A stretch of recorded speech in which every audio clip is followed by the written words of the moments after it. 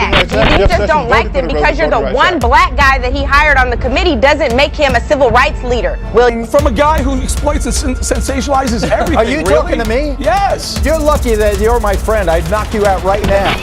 Can I finish, Simone? Will you just shut up for a minute and let me finish? Pardon me, sir. You don't get to tell me to shut up on national television. Hold on. I'm sorry. Under no circumstances do you get to speak to me in that matter. Hold on, guys. Both of you stop for a second. Simone, Ken.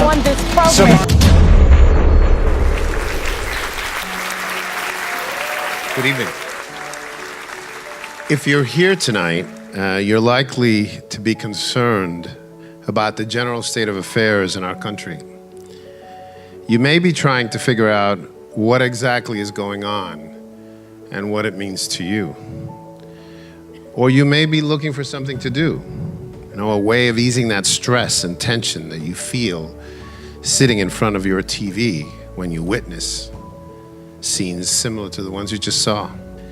With the help of some of our best leaders, we're going to explore what democracy means to us in Miami, as to the responsibility we have and the paths we can take to defend our democratic institutions and continue our quest for a more perfect union. Democracy lives in me. I come from a long line of exiles and immigrants, Italian, Spanish, Lebanese, and Armenians, who ended up in Cuba. I'm the person I am today because my parents never discussed race. They never talked about how they were treated by some white person when they left the sanctuary of our home. I'm sure that they had miserable days, but they came home undaunted.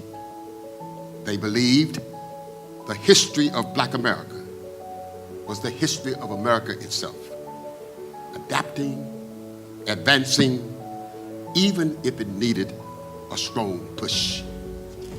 I remember the first time I saw my father cry. I was 13, it was 1942, in New York City. News was coming in about the Holocaust.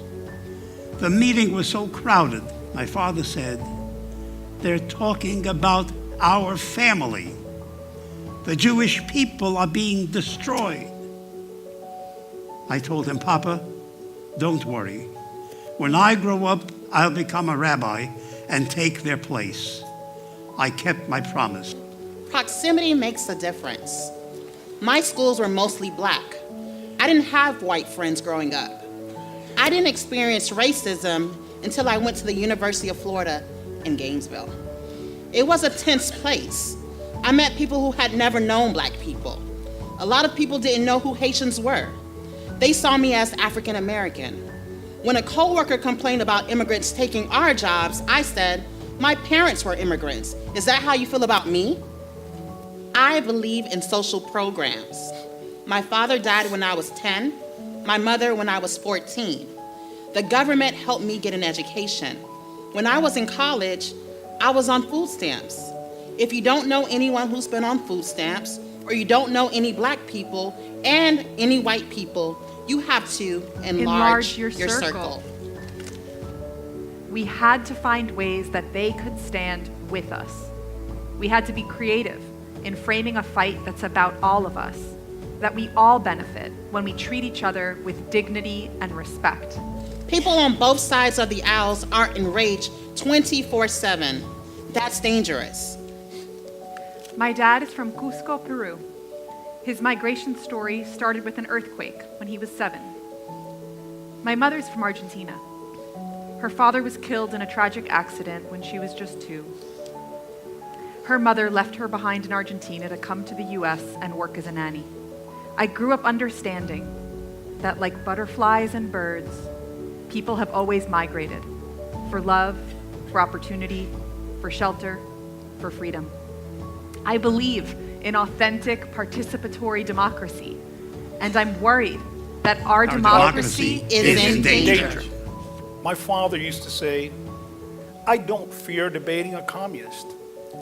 I fear not being allowed to debate a communist." Because he defended the right to dissent and he spoke out against political violence, someone placed a bomb under his car. He believed that the truth will prevail. That is why dictators, from the right and from the left, always suppress freedom of speech, because that's what they're most afraid of. You have to be honest. We live in a place filled with people with so many stories and cultures. How do we create a cultural shift so more people see themselves as part of the project of moving toward the aspirational goal? I'm an optimist. I believe there are ways to hold our integrity and principles and at the same time see the humanity in people that we vehemently disagree with. Miami is a lab for what America is going to look like. If Miami can come together, different people, different politics, and have fruitful conversations and accomplish something together, people in other cities could think, I could make that happen here. Because I remember my parents, democracy lives in me. Because I remember that change happens, democracy lives in me. Because I care about community, democracy lives in me. Because I care about immigrants, democracy lives in me. Because I care about the rule of law, democracy lives in me. Democracy lives in me. Democracy lives in me. Democracy lives in you.